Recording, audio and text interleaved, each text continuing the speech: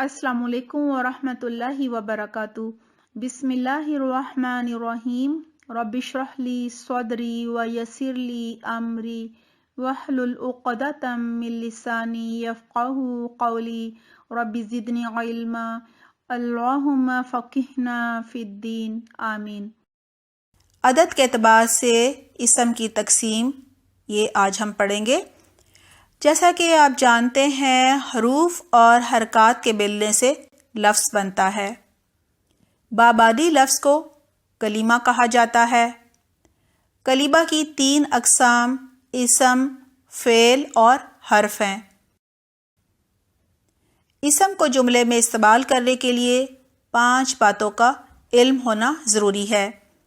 Number 1، اسم کا مذکر یا مؤنث ہونا، جنس کے اعتبار سے اسم کی تقسیم میں ہم اس کو پڑھ چکے ہیں۔ نمبر 2، جملے میں استعمال کرتے وقت ہمیں اسم کا عام یا خاص یعنی نکرہ یا معرفہ ہونا معلوم ہونا چاہیے۔ وسعت کے اعتبار سے اسم کی تقسیم میں ہم اسے بھی جان چکے ہیں۔ نمبر 3، اسم کا واحد یا جمع ہونا۔ عدد کے اعتبار سے اسم کی تقسیم میں آج ہم انشاءاللہ اسم کی تعداد کے بارے میں پڑھیں گے، کیونکہ اسم کو جملے میں استعمال کرنے کے لیے اس کی تعداد کا جاننا ضروری ہے۔ تعداد ظاہر کرنے کے لحاظ سے عربی میں اسم 3 قسم کا ہوتا ہے۔ عربی کے علاوہ دیگر زبانوں میں عدد کی 2 تقسیمیں ہوتی ہیں، نمبر 1 واحد اور نمبر 2 جمع، جبکہ عربی میں عدد کی 3 تقسیمیں ہیں۔ ایک کے لیے واحد آتا ہے، مثلا رجل، ایک مرد۔ 2 کے لیے ایک الگ صیغہ آتا ہے جسے مثنیٰ یا تثنیہ کہتے ہیں، مثلا رجلانی، 2 مرد۔ اور 2 سے زیادہ کے لیے جمع آتا ہے، مثلا رجال، 2 سے زیادہ مرد۔ لہٰذا اسم عدد کے اعتبار سے واحد ہوگا یا مثنیٰ ہوگا یا جمع ہوگا۔ آئیے دیکھتے ہیں عدد کے اعتبار سے اسم کی تقسیم۔ نمبر 1 واحد، نمبر 2 مثنیٰ یا تثنیہ، نمبر 3 جمع۔ نمبر 1 واحد۔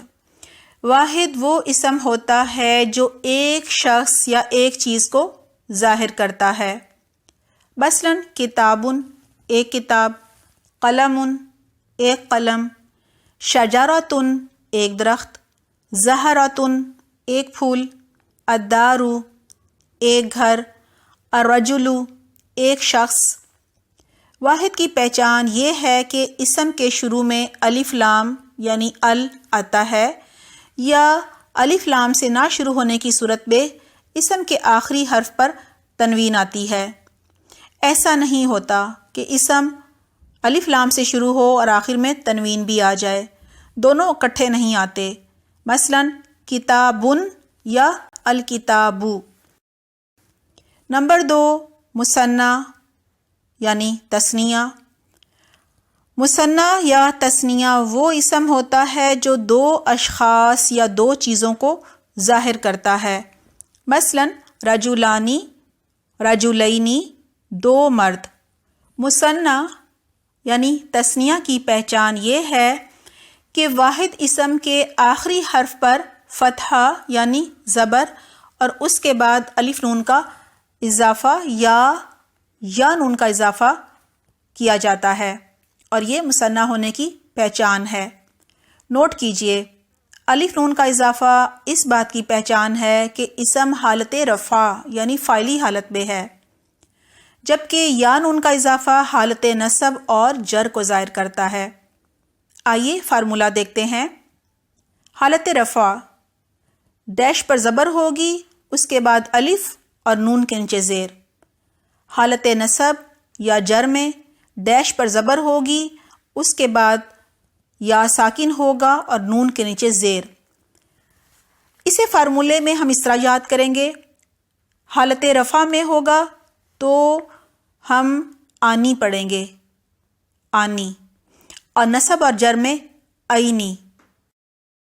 یہاں ڈیش کا مطلب واحد کا آخری حرف ہے، حالت رفع میں مذکر واحد کے آخری حرف کی حرکت کو زبر میں بدل کر آنی کا اضافہ کیا جاتا ہے، جبکہ حالت نصب اور جر میں عینی کا اضافہ کیا جاتا ہے۔ آئیے مثال سے سمجھتے ہیں۔ مسلمن ایک مسلمان، واحد مذکر ہے۔ اس کا مثنیٰ بنانے کے لیے اس کے آخری حرف میم کی تنوین کو ختم کر کے اس پر زبر لگا دیں گے، یہ بن جائے گا مسلمہ۔ اب آخر میں آنی کا اضافہ کرنے سے یہ مسلمانی، دو مسلمان بن جائے گا۔ نصب اور جر میں آخری حرف پر زبر آئے گی اور آخر میں عینی کا اضافہ کیا جائے گا اور یہ مسلمینی، دو مسلمان مرد بن جائے گا۔ اسی طرح مسلمتن واحد مونث ہے۔ حالت رفع میں مسلمتن کی گول تا پر تنوین زبر میں بدل جائے گی اور یہ مسلمتا بن جائے گا۔ اب آنی کے اضافے سے یہ مسلمتانی ہو جائے گا، دو مسلمان عورتیں۔ اسی طرح حالت نصب اور جر میں عینی کے اضافے سے یہ مسلمتینی بن جائے گا۔ واحد کا مثنیٰ بنانا بہت ہی آسان ہے، بس فارمولہ یاد کرنے اور پریکٹس کرنے کی ضرورت ہے۔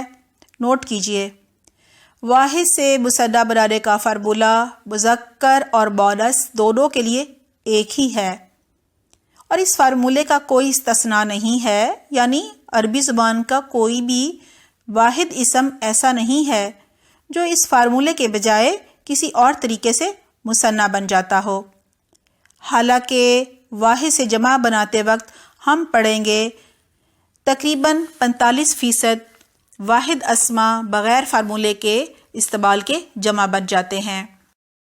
آئیے جانتے ہیں واحد سے مثنیٰ بنانے کا فارمولہ یا قاعدہ، یعنی واحد کے آخری حرف کی حرکت کو زبر میں بدل کر آخر میں آنی کا اضافہ کیا جاتا ہے۔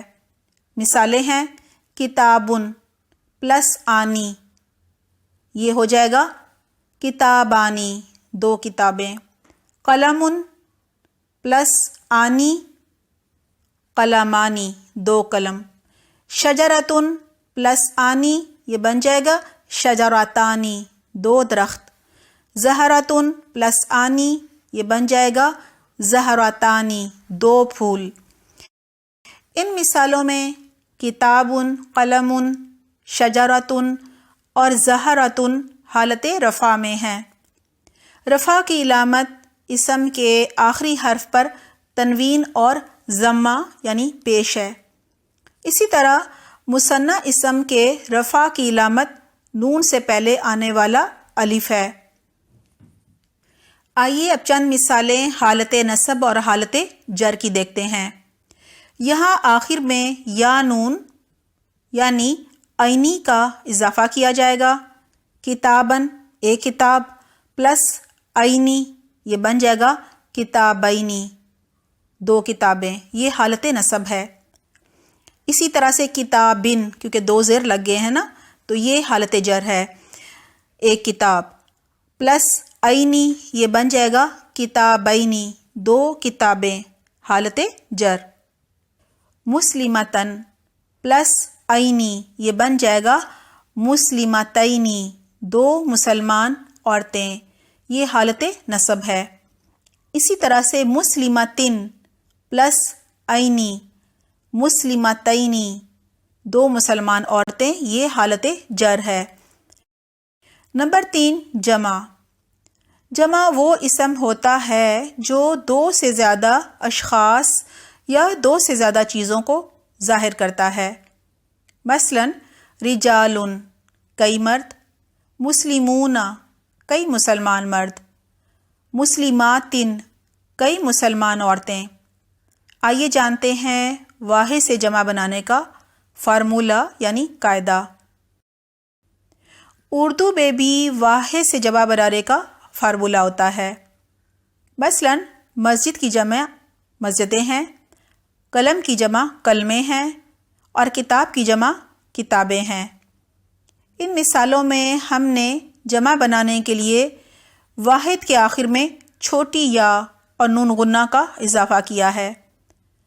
اردو کے سب الفاظ اس فارمولے سے جمع نہیں بنتے۔ مثلاً شیشہ کی جمع شیشے ہے، کھمبا کی جمع کھمبے ہے۔ یہاں واحد کے آخری حرف کو ہم نے گرا کر یعنی حذف کر کے بڑی یہ کا اضافہ کیا ہے۔ اسی طرح اردو کے کچھ الفاظ بغیر کسی فارمولے کے جمع بن جاتے ہیں۔ مثلاً مسجد کی جمع مساجد بھی ہے، اسی طرح کتاب کی جمع کتب بھی ہے۔ آئیے اردو کی ان مثالوں کے بعد عربی میں واحد سے جمع بنانے کے طریقے سیکھتے ہیں۔ اردو کی طرح عربی کے بیشتر الفاظ فارمولے کے تحت واحد سے جمع بنائے جاتے ہیں اور جمع سالم کہلاتے ہیں۔ ان کو جمع بناتے وقت واحد کے حروف کی ترتیب کو برقرار رکھا جاتا ہے۔ فارمولے کی مدد سے بننے والے ان الفاظ میں واحد کا وزن نہیں بدلتا بلکہ سلامت رہتا ہے۔ یہی وجہ ہے ان کو جمع سالم کہا جاتا ہے۔ جمع سالم کے برعکس وہ الفاظ جن کو جمع بناتے وقت واحد کے حروف کی ترتیب برقرار نہیں رہتی بلکہ ٹوٹ جاتی ہے یعنی اس میں کچھ تبدیلی کی جاتی ہے اور واحد کا وزن بدل جاتا ہے، جمع مکسر کہلاتے ہیں۔ مکسر کسر سے ہے، کسر ٹوٹنے کو کہتے ہیں۔ جمع مکسر فارمولے کے مطابق واحد سے جمع نہیں بنتے، لہٰذا ہم کہہ سکتے ہیں کہ جمع کی دو اقسام ہیں۔ جمع کی دو اقسام، نمبر 1 جمع سالم اور نمبر 2 جمع مکسر۔ اب ہم جمع کی ان دو اقسام کو مثالوں سے سمجھتے ہیں۔ نمبر 1 جمع سالم۔ جمع سالم کی پہچان دو باتوں سے ہوتی ہے۔ نمبر 1 جمع سالم کی پہلی پہچان یہ ہے کہ اس میں واحد کا لفظ ویسے ہی رہے گا اور اس کے حروف کی ترتیب نہیں بدلے گی۔ نمبر 2 جمع سالم کی دوسری پہچان یہ ہے کہ اس میں واحد کے آخر میں فارمولے کے مطابق چند حروف کا اضافہ کیا جاتا ہے۔ فارمولے کو ذہن نشین کر لیا جائے تو جمع سالم کو بآسانی پہچانا جا سکتا ہے۔ فارمولے کو سمجھنے سے پہلے یہ جاننا بہت ضروری ہے کہ اردو میں اگر واحد مذکر ہو تو جمع بھی مذکر ہی ہوگی۔ مثلاً لڑکا کی جمع لڑکے ہے، اسی طرح اگر واحد مونث ہو تو جمع بھی مونث ہوگی۔ مثلاً لڑکی کی جمع لڑکیاں ہے۔ لہٰذا عربی میں بھی اگر واحد مذکر ہو تو جمع بھی مذکر ہوگی اور اگر واحد مونث ہو تو جمع بھی مونث ہوگی۔ یہی وجہ ہے کہ واحد سے جمع بنانے کے فارمولے مذکر کے لیے الگ ہیں اور مونث کے لیے الگ۔ اس بنا پر جمع سالم کی دو اقسام ہیں۔ جمع سالم کی دو اقسام، نمبر 1 جمع مذکر سالم اور نمبر 2 جمع مونث سالم۔ آئیے سب سے پہلے واحد مذکر سے جمع مذکر بنانے کا فارمولہ سیکھتے ہیں۔ جمع مذکر بنانے کا فارمولہ حالت رفع میں یہ ہوگا کہ ڈیش پر پیش ہوگی، اس کے بعد واو نون کا اضافہ کیا جائے گا، واو پہ جزم ہوگا، نون پر زبر ہوگی اور اس کو فارمولے میں اونا کہہ کر یاد کیا جائے گا۔ اسی طرح حالت نصب یا جر میں ڈیش کے نیچے زیر ہوگی، اس کے بعد یا نون کا اضافہ کیا جائے گا، یا پر جزم ہوگی، نون پر زبر ہوگی اور اس کو فارمولے میں اینا کہہ کر یاد کیا جائے گا۔ یہاں ڈیش کا مطلب ہے واحد کا آخری حرف۔ حالت رفع یعنی فاعلی حالت میں مذکر واحد کے آخری حرف پر پیش لگائی جاتی ہے اور واو نون یعنی واو نون کا جب اضافہ کیا جاتا ہے تو اس کو فارمولے میں اونا پڑھا جائے گا۔ جبکہ حالت نصب اور جر میں مذکر واحد کے آخری حرف کے نیچے کسرہ یعنی زیر لگائی جاتی ہے اور یا نون کا اضافہ کیا جاتا ہے جسے فارمولے میں اینا پڑھا جاتا ہے۔ پہلی مثال ہے واحد مذکر ہے مسلمون۔ اس کو جمع مذکر حالت رفع بنانے کے لیے اونا کا اضافہ کیا جائے گا اور یہ مسلمونا بن جائے گا۔ جمع مذکر حالت نصب اور جر میں آخر میں اینا کا اضافہ کیا جائے گا اور یہ مسلمینا پڑھا جائے گا۔ اسی طرح سے واحد مذکر مؤمنون، اس کا جمع مذکر حالت رفع میں مؤمنونا ہوگا اور جمع مذکر حالت نصب اور جر میں مؤمنینا ہوگا۔ فاسقون واحد مذکر ہے، اس کا جمع مذکر حالت رفع میں فاسقون ہوگا اور اس کا جمع مذکر حالت نصب اور جر میں فاسقین ہوگا۔ جمع مؤنث بنانے کا فارمولہ دیکھتے ہیں۔ حالت رفع میں ڈیش کے اوپر زبر ہے، اس کے بعد الف تا کا اضافہ کیا جاتا ہے۔